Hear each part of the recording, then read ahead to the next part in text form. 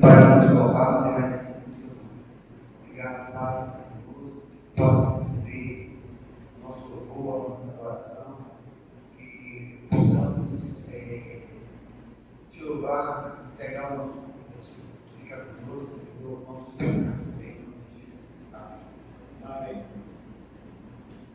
Oi. Vamos abrir nossos reinados para a de número 12. De número 12, que tem por título Louvamos. Louvamos, Senhor, e adoramos.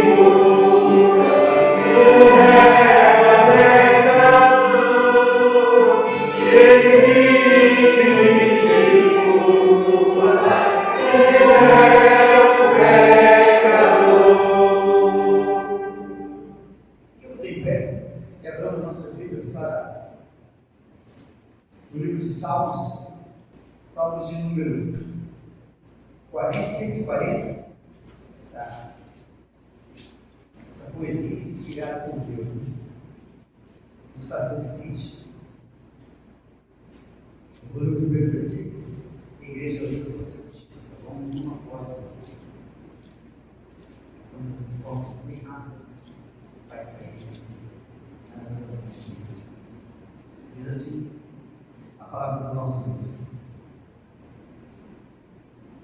Ao verso de canto, salmo de Davi. Livra-me, Senhor, dos homens perversos. Guarda-me do homem violento. Cujo coração maquina iniquidade e vive com choro contente. Aguça sua língua como serpente, sobre os lábios tem veneno de áspide. Guarda-me,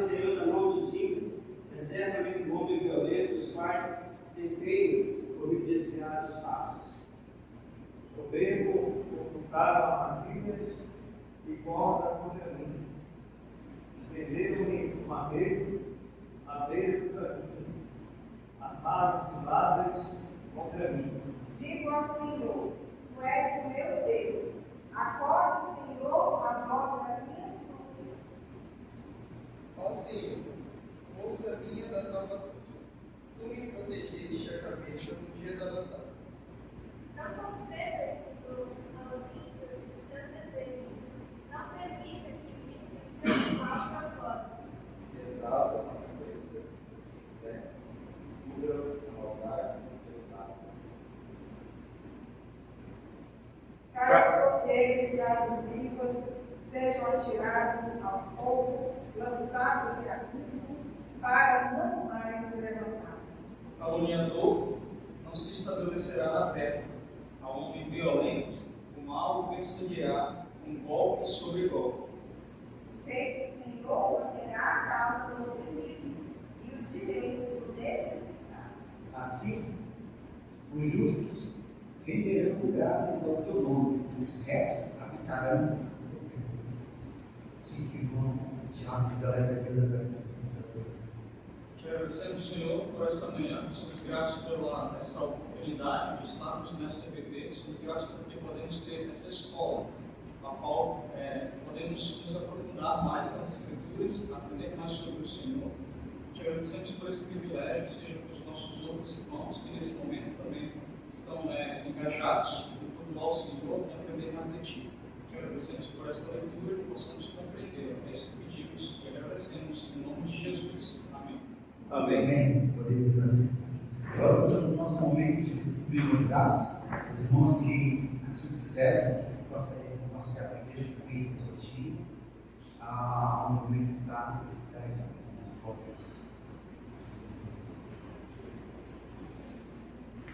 Bem falado essa semana, né, João 3,16, porque Deus amou o mundo de tal maneira que deu o seu Filho unigênito para todo aquele que nele crê não pereça, mas tenha vida eterna. Salmo 16, guarda para Deus, eu vou pedir e me fugir.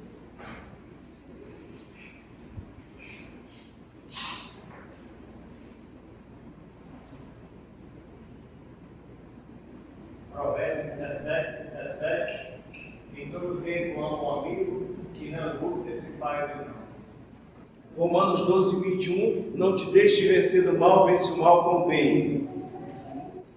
Apocalipse 3:20. Eis que estou à porta e bato. Se alguém ouvir a minha voz, e abrir a porta, eu entrarei em sua casa, cearei com ele e ele. Um só Deus, e Pai de todos, o qual é por todos, age por todos e está em todos. Efésios 4 e 6. Continuando a nossa programação, nós temos agora o nosso momento de cântico, né? Esse momento, de novo. Bom dia, irmãos. Vamos cantar, vamos estarmos aqui louvando a Deus.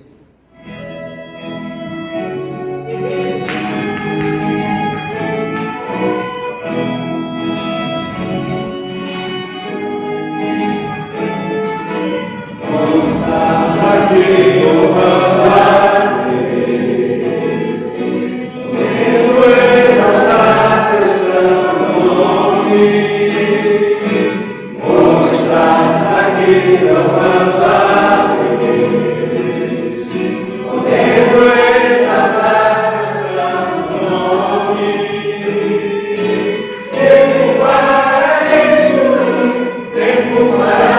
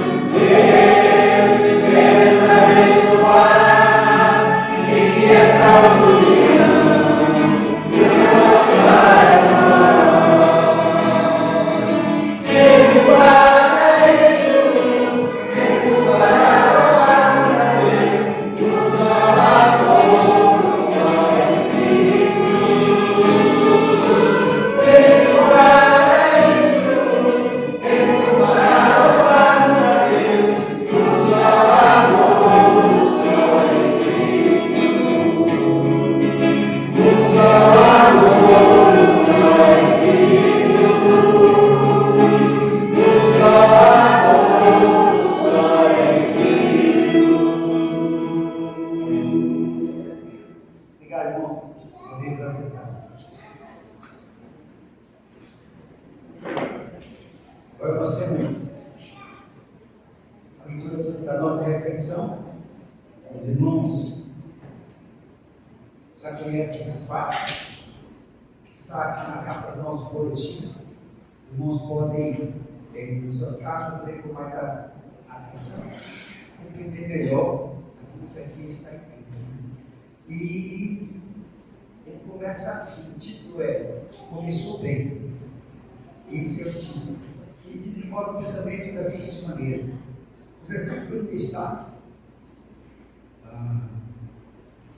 diz que o rei de Judá começou bem o seu reinado, obedecendo a Deus, porém completamente, mas não de todo o coração. Vamos entender isso melhor e ver as lições que podemos aprender. Amazias contava com um exército de 300 mil homens, mesmo assim contratou 100 mil soldados de Israel, mas Deus mandou dispensá-los e não nos levar à guerra, porque o Senhor não está buscando. Palavras 17. Ele então obedeceu a Deus, mas podemos observar algumas falhas aqui, pois o rei não consultou o Senhor antes de contratar ajuda extra, e se deveria ou não fazer isso. Perdeu dinheiro, causou a ele os soldados dispensados, que atacaram e mataram pessoas da cidade de Judá e ainda levaram os seus todos. Amazias venceu a guerra contra os edomitas. Cheio de orgulho, trouxe os deuses dele para ajudar, passou a adorá-los e se voltou contra Deus que tinha dado vitória. O Senhor mandou o profeta para alertar, mas o monarca não lhe deu ouvido, por causa do orgulho de ter derrotado os edomitas. Desafiou o rei de Israel para a guerra. Este ordenou que seria uma desgraça para ajudar. Mas o orgulho de Amazias falou mais alto. Houve a guerra, Judá foi derrotado e humilhado. Amazias foi preso, 200 metros do muro de Jerusalém foram destruídos, deixando a cidade vulnerável aos inimigos. Além disso, o rei Jeoás de Israel tirou todos os bens valiosos de Judá. Humilhação total. Por fim, Amazias foi assassinado. Tudo porque desobedeceu a Deus e se voltou contra ele. Começou bem e acabou mal. E você, como tem levado a sua vida? Com dedicação e obediência a Deus e suas palavras? Ou como Amazias? Também se orgulha dos feitos e vitórias que o Senhor lhe deu e se voltou contra ele? Se você quer viver uma vida consagrada a Deus, praticando bem, lembre-se de que os seus atos de hoje darão resultados. Amém. Deus possa nos abençoar, que possamos compreender essa reflexão. Eu acredito que é uma das mais objetivas que eu já li aqui. Os muitos possam meditar mais nas suas casas. Por isso, passamos a palavra para o pastor Paulo. Bom dia, igreja. Bom dia. Nós estamos falando sobre as ressurreições. O Isaac vai colocar aí o slide. Veja aí, Isaac, o slide da ressurreição. A última ressurreição que nós estudamos foi na ordem do Novo Testamento. O filho da viúva de Naim. Foi a quarta ressurreição.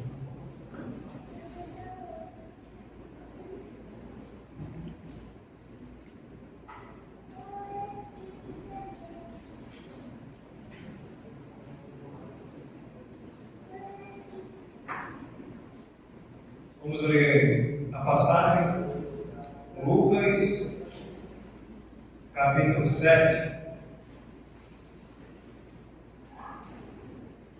Lucas, capítulo 7.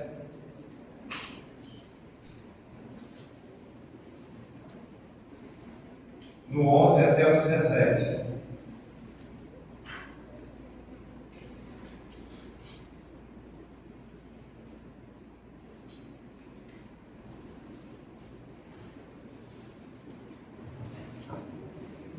Lucas, capítulo 7, do 11 ao 17. Diz assim a palavra de Deus. Em dia subsequente, dirigia-se Jesus a uma cidade chamada Naim. Ia com ele o seu discípulo e numerosa multidão. Como se aproximasse da porta da cidade, e eis que saía o enterro do filho único de uma viúva, e grande multidão da cidade ia com ela. Vendo-a, o Senhor se compadeceu dela e lhe disse: não chores.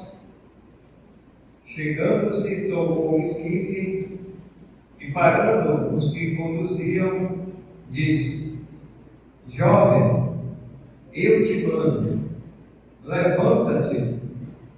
Sentou-se o que estivera morto e passou a falar, e Jesus o restituiu à sua mãe.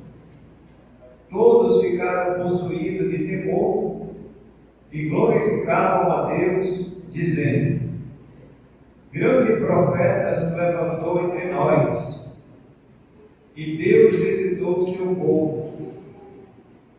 Esta notícia a respeito dele divulgou-se por toda a Judéia e por toda a circunvizinhança. Vamos orar. Senhor, agradecemos por mais uma manhã. Abençoe a nossa EBD. Abençoe todos os irmãos que já chegaram, aqueles que ainda vão chegar. Agora, diante do texto lido, pedimos que o Senhor abra o nosso entendimento para compreender e aplicar essas verdades em nossas vidas. Obrigado pela tão grande salvação.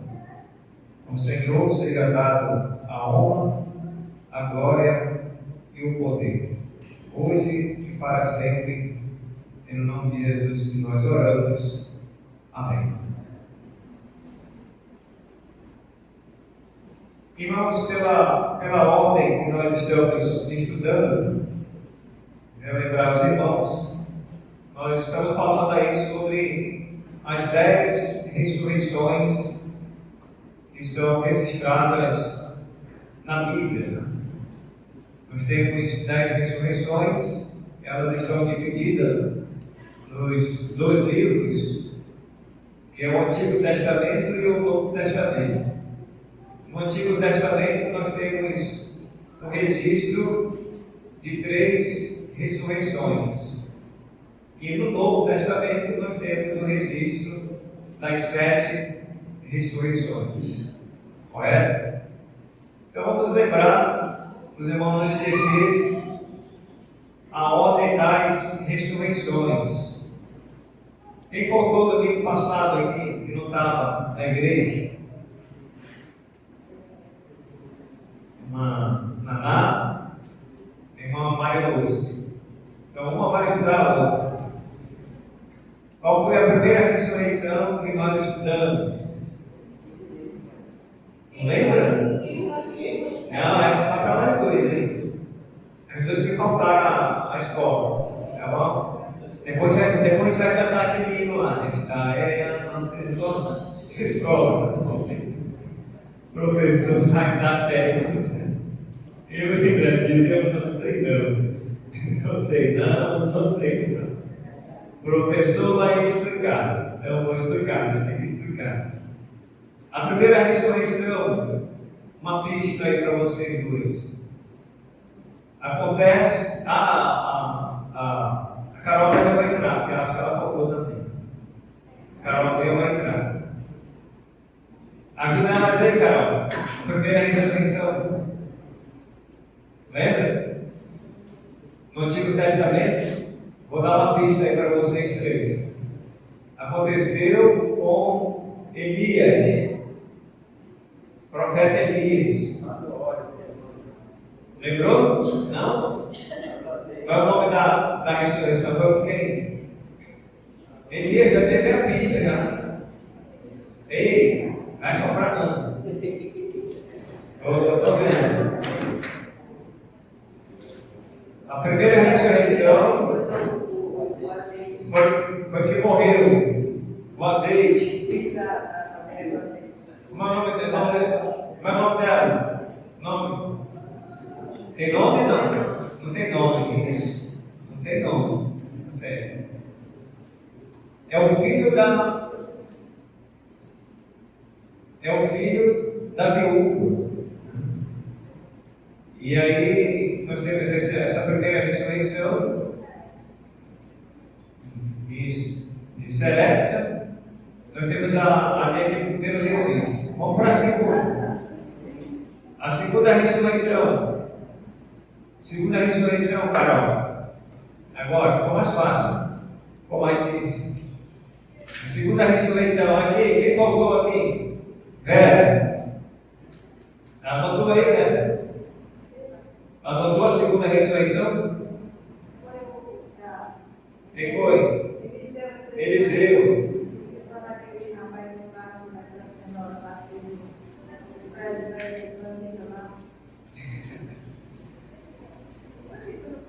Mas como é que é? Eliseu ressuscitando o filho de Sulamita. Isso. Isso. Então foi a segunda ressurreição. Aquele rapazinho que estava lá no campo, aí ele disse: ai, a minha cabeça. Lembra? Lembraram agora?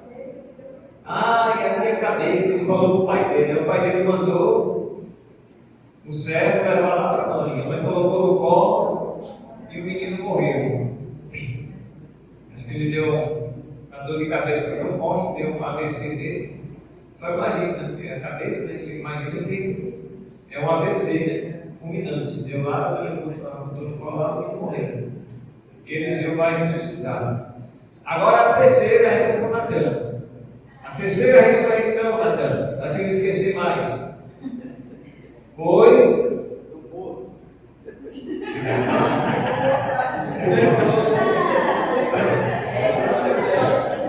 Estava na cova lá dos ossos dele. O homem que foi jogado na cova de quem? De Eliseu, né? Então os irmãos viram lá que essa foi a terceira ressurreição. Eles estavam em guerra, eles viram um bando, né? E alguém ia sepultar lá aquele homem que ele jogaram, pegou os ossos de Eliseu e ele ressuscitou, ele viveu novamente. E a quarta, irmão, ressurreição na ordem cronológica, no Novo Testamento, a quarta, na ordem cronológica, e uma das primeiras, os irmãos entenderem, uma das primeiras, ou a primeira ressurreição, melhor dizendo, a primeira ressurreição no Novo Testamento é o filho da viúva de Naim. O filho da viúva de Naim. Irmãos, essas ressurreições que aconteceram tanto no Antigo Testamento como no Novo Testamento são provas, né, verídicas, são fatos relevantes e de grande importância para a igreja. Porque nós, como igreja hoje, nós cremos tanto nessas ressurreições, como nós cremos na própria ressurreição do Filho de Deus. E a igreja, irmãos, ela tem essa esperança, e é uma esperança viva, de que um dia, todos aqueles que morreram, ou ainda vão morrer em Cristo, um dia eles também vão ressuscitar. Então a igreja, ela aguarda diz Paulo, com paciência a volta do Senhor. E Paulo falando lá para os Tessalonicenses, eles falam que aqueles que morreram em Cristo eles vão ser os primeiros a ressuscitar.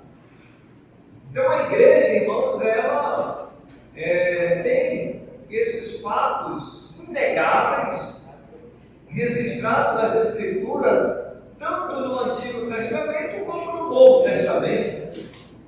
E são 10 ressurreições. Se nas Escrituras houvesse somente uma ressurreição, irmão, já era o suficiente para a gente acreditar e termos a esperança da ressurreição, tanto de nós, né, como daqueles que já morreram. Mas não, nós temos aí já 10 registros de ressurreições. Aqui então nós temos a primeira ressurreição registrada no Novo Testamento, o filho da viúva de Naim. Aqui nós temos os personagens dessa história, que é Jesus, as multidões, os discípulos e a viúva de Naim, o seu filho que estava morto, e aquele cortejo, né, aquela população daquela cidade que iam já sepultar aquele filho daquela viúva. Ela já tinha perdido o seu esposo, agora ela perde o seu único filho, e ela ainda viúva. Ela teria que trabalhar para se autossustentar. A ordem, nós temos falado que a ordem geralmente é o inverso, né? Geralmente o filho ou os filhos que sepultam os seus pais, e hoje nós estamos vendo essa ordem ainda inversa, né? Inversa acontecendo por causa da violência. Quantos adolescentes, jovens, já foram sepultados pelos seus pais, porque perderam seus filhos para esse mundo, né, que é cruel, que está aí. Então nós temos aí essa imagem, Jesus chega com ela, estão levando os dela para ser sepultado, e disse: não chores. Quando a gente vai para um velório, para um culto fúnebre, né? Talvez o irmão, a irmã, ou aquela pessoa com quem a gente vai conversar, está chorando. E a gente não pode dizer para ela ou para ele, dizendo assim: não chores. Por que a gente não pode dizer? Porque a gente não tem o poder que o Filho de Deus tem naquele exato momento para dar uma solução. Quando Jesus disse para ela: não chores, porque Jesus ia dar uma solução para que aquele choro ele pudesse de fato agora estancar, parar naquele momento. E a viúva já estava derramando as últimas lágrimas, provavelmente já havia chorado bastante. Qual é a mãe que não chora pela perda dos seus filhos, né? Toda mãe ela vai chorar pela perda daquele filho que gerou, criou e de repente prematuramente morre de uma forma tão, às vezes, tão cruel. Então Jesus sabia o que ele iria fazer.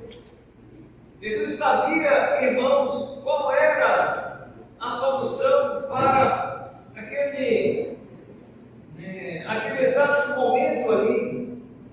Era restituir o filho daquela viúva. A próxima imagem. Aí, ó, a próxima imagem. Então eles estão indo agora, se dirigindo para sepultar esse menino, né, ou esse jovem, talvez, a Bíblia não diz a idade, tinha 14, 15, 18, 20 anos, mas disse que era um jovem, provavelmente os seus 18 anos a 20 anos. E Jesus está entrando na cidade aqui embaixo da outra imagem, juntamente com os discípulos e numerosas multidões que estão acompanhando agora Jesus no seu ministério. Jesus está no auge do seu ministério. Ele está caminhando de cidade em cidade. Ele fica ali entre a Galileia, a Judéia, Samaria. Ele está no desenvolvimento do seu ministério. E ele se depara com essa cena, com essa situação. E Jesus disse que eles saíram para enterrar o filho único de uma viúva. E essa multidão vinha atrás, a mãe vinha chorando, provavelmente outras pessoas vinham chorando atrás. E aí, na próxima cena, aí no versículo 14, diz assim: chegando-se, Jesus disse para ela no 13, não chores. Jesus ele se compadeceu dela e disse: não chore. Se compadecer, irmão, significa sentir o que a outra pessoa está sentindo. É se condoer, é colocar-se na mesma situação, na mesma proporção que a outra pessoa está sentindo. Por isso que diz aqui que o Senhor se compadeceu, ou seja, as suas entranhas, os seus sentimentos, o seu coração, a sua mente, tudo o que ela estava sentindo, Jesus sentiu. E por isso que ele diz que ele se compadeceu. Diz: chegando-se, tocou o esquife. O que é o esquife ali? Ele tocou lá no esquife. Para nós é o caixão. Naquele tempo era assim, era quadrado. Não tinha muito conforto, não. Como tem muitos hoje, né? Pessoas compram um caixão caríssimo, né? Eu quero ver todo acolchoado, quero bonitinho com isso e aquilo. Mas caixão não salva ninguém, né? Caixão não salva ninguém. Pode ter a boniteza que tiver. Pode botar aqui na frente, pode botar cheio de, como é que se diz aquilo? Pessoa com grinalda, né? Grinalda, né? Flores e tal, aí enfeita todo lado. Irmão, isso aí não salva ninguém, não. Isso é só enfeite. E outra coisa, isso aí é só consumismo. Se eu morrer um dia, irmãos, eu não quero isso aí, não, viu? Não precisa, não. A família deseja, não sei o quê, aí põe naquelas flores lá, o fulano que já morreu, nem sabe o que tem, ele já foi mesmo. Ele já foi para o saco, eu já estou na glória. Eu não vou ver. Para que vai poder enfeitar um monte de coisa aqui? Não, o pessoal vai chamar simplesmente. Sepultando já está bom demais. Não precisa de enfeite, não. Isso aí não tinha nada. Ah lá, só o esquife. Não teve aquele cerimonial, coisa, música, né? Não teve café popular, não teve nada disso, não. Nem mingau, nem sopa, não teve isso aí, não. Então, aí, ó, ele chegou lá e o jovem morreu. Ele está morto. E Jesus disse: chegou, tocou o esquife. E parando os que conduziam, disse: jovem, eu te mando, levanta-te. Próxima imagem. Olha aí, irmão. Levanta-se. E ele se levantou. E ele ficou, irmãos, ali, sentado. Se levantou e ficou vivo na Silva. E as pessoas viram. Aí o texto dizendo aí no 15: sentou-se o que estivera morto e passou a falar. E Jesus, o Rei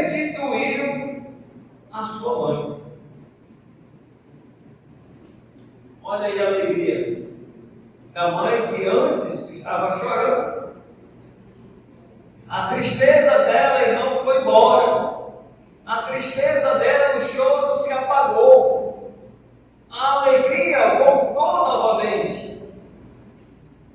Aquela viúva, aquela mãe, que antes não tinha esperança que o seu filho voltasse a ter vida novamente, porque quantos sepultamentos essa mulher já tinha presenciado, de jovens ou de adultos, antes da morte do seu próprio filho, que ela já havia presenciado, ou já tinha participado até mesmo do cortejo, até o sepultamento, e agora vai ser o seu filho. Mas a história, irmãos, ela vai ser diferente. Jesus não vai permitir que aquele sofrimento pudesse durar por muito tempo. Ele vai dar a solução. E a solução está aí. Jesus toca no esquife, manda parar.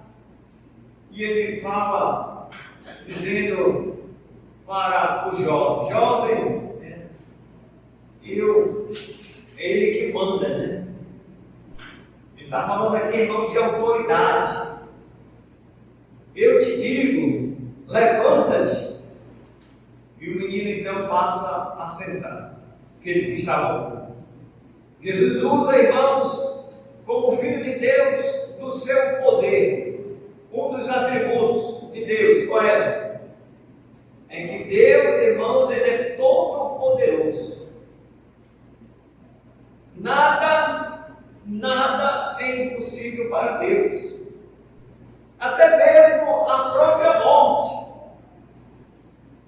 que a humanidade está destinada, Jesus vai dar a solução. Exatamente aí.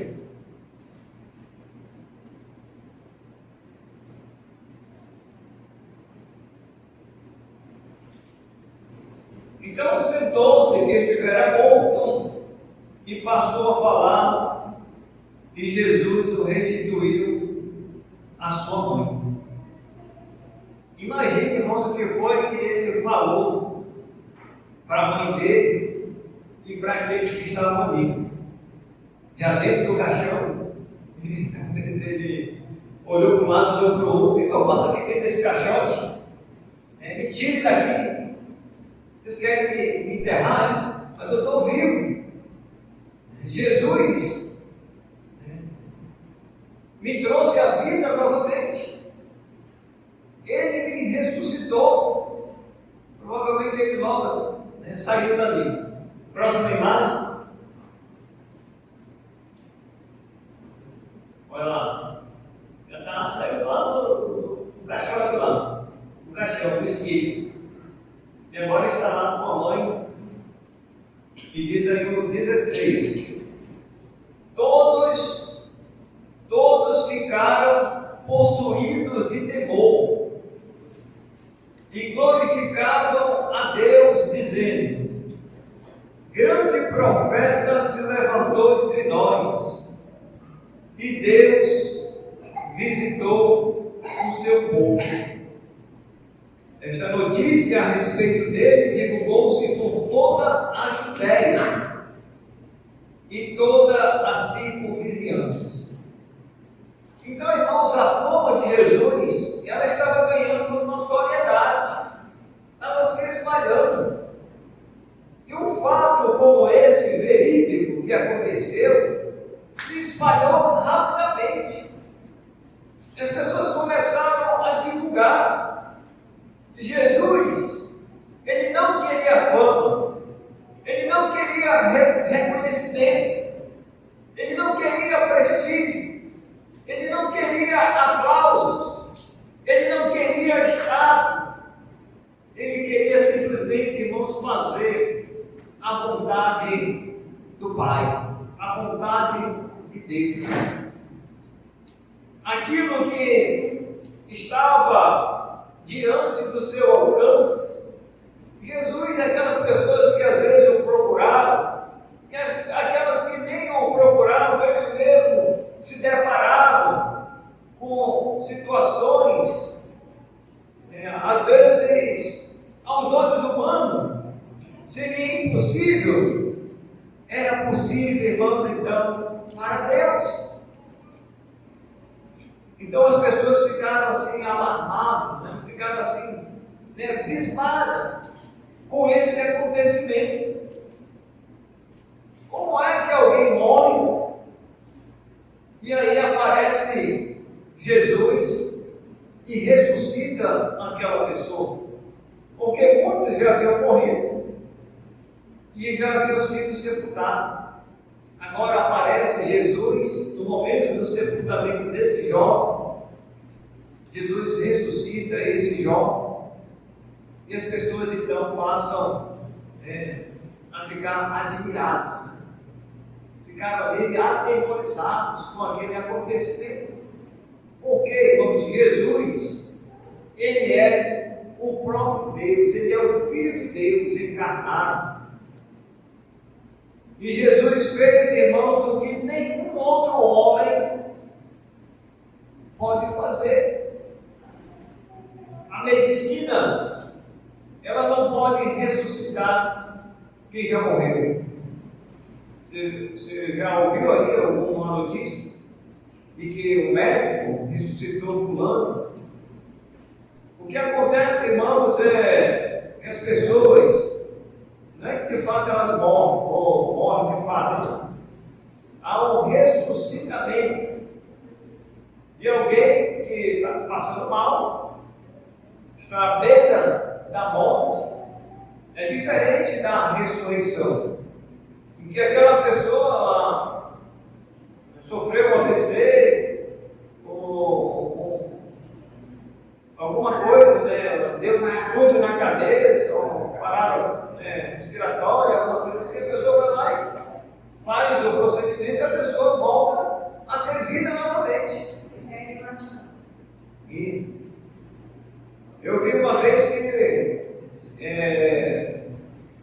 um médico, não sei se foi um médico ou foi uma pessoa, e ele ressuscitou um passarinho. Não sei se vocês viram na internet. O passarinho ia bater o paletó, o passarinho virou assim. Aí ele chegou lá e fez a massagem cardíaca com o coração do passarinho. Mexeu lá, mexeu no passarinho, apertou aqui no peito. Aí o passarinho voltou de novo. Voltou a ter vida novamente. O passarinho bateu as asas, foi embora. É para quem te quer. Mas o passarinho nem ia morrer se ninguém fizesse aquele batimentozinho lá, a pressão no coração. Irmãos, só Deus é que pode ressuscitar de fato quem morreu. E aí nós temos a prova. Nós temos a prova. Essa é a última imagem que tem outra. Aí. Então Jesus entrega e nós temos então, esse é o final, né? É a última imagem. E a viúva, com certeza, está muito alegre. Seu filho está em suas mãos. E provavelmente ele viveu por muitos e muitos anos, ou talvez, provavelmente foi ele que sepultou a sua mãe. Ele era muito mais novo do que ela. Geralmente são os filhos que sepultam seus pais, pela ordem da idade, né? Os pais vão morrer, quem vai sepultar vai ser os filhos. Provavelmente esse jovem, mais tarde, ele sepultou a sua mãe. E quando ele vai sepultar a sua mãe, talvez ele se lembrou da sua própria ressurreição. Cadê esse Jesus aqui para ressuscitar a minha mãe? Ele não estava mais lá. Mas certo que ambos morreram. Tanto o jovem como a sua própria mãe. Esse que ressuscitou, ele voltou a morrer novamente. Todos os que ressuscitaram, uma única vez, voltaram a morrer novamente. Então, meus amados irmãos, que Deus nos abençoe e que os irmãos possam lembrar a ordem das ressurreições. No próximo domingo, se Deus nos permitir, nós vamos para a quinta ressurreição. A quinta ressurreição. Vamos lembrando aí, eu vou perguntar, hein? Vão anotando aí, se não anotar, vou perguntar. Olha, a primeira, a segunda, a terceira, a quarta e a quinta ressurreição. Quer? Sofia, Samuel, vocês são novos aí, hein? A cabecinha está toda azerada aí. A cadeira e tal. Novinho aí. E foi. Então vamos botar para funcionar aí, para gravar as coisas, né? Tá bom? Então vamos orar. Senhor, queremos agradecer pelo estudo da tua palavra. Obrigado porque a igreja ela tem essa esperança e essa expectativa de que os nossos irmãos que já morreram em Cristo, na vida do Senhor, eles vão ser os primeiros a ressuscitar. E nós, os vivos, os que ficarmos, seremos também arrebatados, não ressuscitados, porque estaremos vivos e estaremos com o Senhor para sempre. Quando isso acontecer, meu Pai, a igreja estará para sempre com o Senhor. E agradecemos pela tão grande salvação. Perdoa os pecados que temos cometido diante da tua santidade e nos ajude na nossa caminhada cristã. É o que te pedimos no nome de Jesus. Amém. Divisão das classes.